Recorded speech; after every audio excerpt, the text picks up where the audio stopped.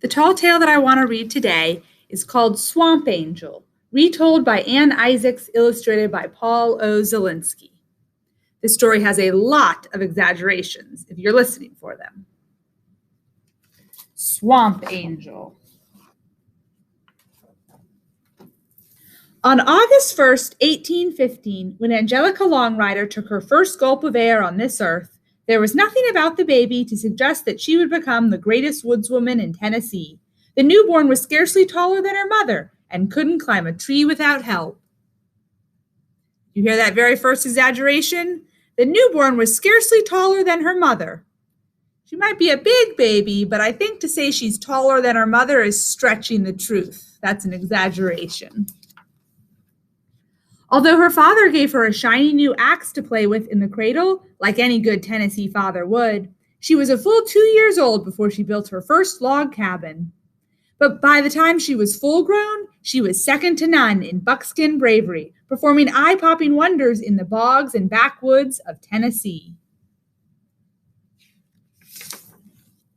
When she was 12, a wagon train got mirrored in Dejection Swamp. The settlers had abandoned their covered wagons and nearly all hope besides. Suddenly, a young woman in a homespun dress tramped toward them out of the mists. She lifted those wagons like they were twigs in a puddle and set them on high ground. "It's an angel!" cried the gape-mouthed pioneers. Ever since that time, Angelica Longrider has been known as Swamp Angel. To this day, stories about Swamp Angels spring up like sunflowers along the wagon trails, and every one of them is true. Hopefully you've heard some more exaggerations. Once upon a summer in the Tennessee wilderness, there prowled a huge bear with a bottomless appetite for settlers' grub. Why, that varmint would rip the door off a food cellar and gobble up the whole winter's rations without waiting for a napkin. He came to be known as Thundering Tarnation, because those are the words most commonly heard when he was spotted in the neighborhood. Many tried, but none could catch that low-down pile of pelts. He was fast and wily, and his fur so thick that gunshot never reached his skin. Before long, Thundering Tarnation had cleaned out half the root cellars in Tennessee. The settlers were desperate with no food to get them through the long winter ahead, so they sent word across the land of a competition to kill that bear. The reward for the successful hunter was to be Tarnation's enormous pelt, equal to a whole year's hunting and worth a lot more on account of his fame. Beyond that, the winner would earn a powerful reputation and the title of Champion Wildcat. Now, it's well known, and a fact too, that Tennessee daredevils are as plentiful as dewdrops on corn. Pretty soon there was a long line of men in coonskin caps waiting to sign up for the hunt. But when Swamp Angel stepped in line, one of those buckskins called out, "Hey, Angel, shouldn't you be home mending a quilt?" Says she, "Quilting is men's work." "Well, how about baking a pie, Angel?" "I aim to," says she, "a bear pie." Their hoots and taunts didn't stop Swamp Angel from signing up and setting out to find that bear. Tarnation left a pretty clear trail. The first hunter was found wearing an empty molasses bucket, a silly grin on his face.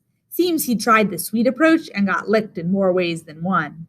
It took 10 strong men to rescue the next hunter from his own bear trap. A third set out with a hardened hickory club and ended up waist-deep in toothpicks.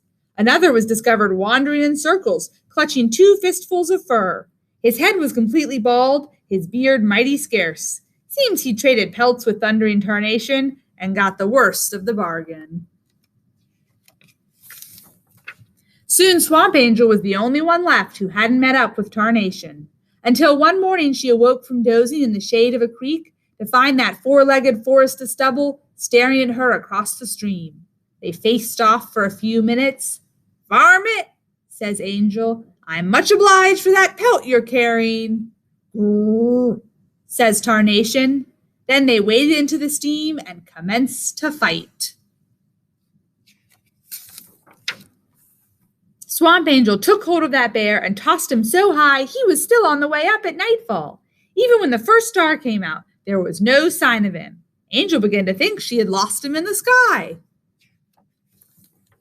Now, Angel was bound and determined to get Tarnation's pelt. Just at that moment, a tornado whirled by with a spout clear up to the clouds. Swamp Angel grabbed hold of it and swung the twister around like a giant lasso in the heavens. She roped that bristled bandit and brought him crashing back to earth. Locked in a bear hug, Swamp Angel and Thundering Tarnation wrestled across the hills of Tennessee. They stirred up so much dust that those hills are still called the Great Smoky Mountains. They fought 3 days and 3 nights without a break. On the 4th day, they wrestled their way into a lake 50 feet deep. Tarnation pinned Angel to the muddy bottom with one of his gigantic paws. To get a breath of air, she had to drink the whole lake dry. That was mighty refreshing, says Angel. But it didn't look good for Angel, down in the muck under that mountain of mange. No matter how she struggled, she could not free herself from Tarnation's paw. Then Angel had an idea. She opened her tobacco pouch and emptied it onto the end of Tarnation's nose. He sniffed, threw back his head, and sneezed so hard the mud flew off the lake bottom, and Angel with it. She hiked back 10 miles from where she had landed, and the fight commenced once more. Swamp Angel and Tarnation finally grew so tired they fell asleep, but that didn't stop them. They wrestled in their sleep.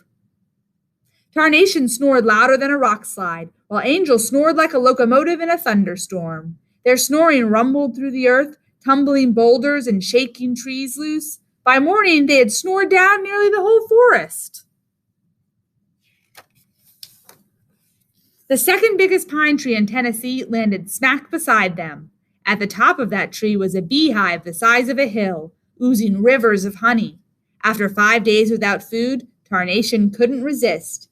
He rolled over in his sleep and sank his jaws into the sweet, syrupy torrent. As he guzzled and slurped, Swamp Angel snored down one last tree. It fell right on top of Thundering Tarnation. That bear was dead as a stump and considerably flatter. When Angel awoke and saw what had happened, she plucked off her hat, bowed her head, and offered up these words of praise. Confound it, varmint, if you weren't the most wondrous heap of trouble I ever came to grips with.